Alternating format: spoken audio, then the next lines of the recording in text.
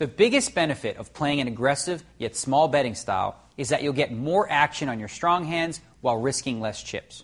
For example, let's say you finally do pick up a premium hand like pocket aces. If you've just raised 3 hands out of the last 4, your opponents may suspect that you're raising with trash hands in an attempt to just pick up the blinds.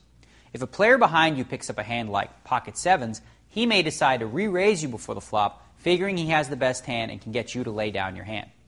If you re-raise him again before the flop, he may be confused by your wild image and make the call. If he sees you raising so many hands, he might not be able to distinguish the difference between you raising pre-flop and re-raising pre-flop.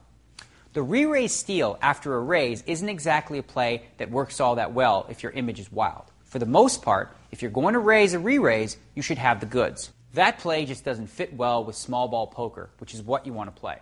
Having said that, it's not a play that you'd abandon entirely, especially if your opponents are onto the fact that a re-raise from you generally means that you do have a very strong hand.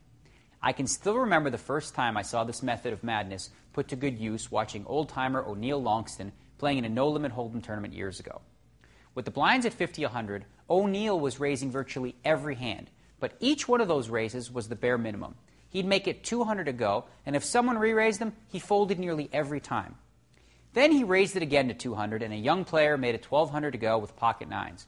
When the action came back to O'Neill, he announced, "All in," and raised the young kid 8,000 more. The kid called rather quickly, only to see O'Neill's pocket kings. As he was leaving the room, he made the following comment. He said, "Unbelievable. How unlucky was that? The guy raises every hand, but the one time I have a hand, he wakes up with pocket kings." But you see, the one clue that this young player missed out on was that while O'Neill was raising virtually every hand, this was the first time he actually re-raised. There is a significant difference between being the first player raising a pot and being the player that comes over the top of another player.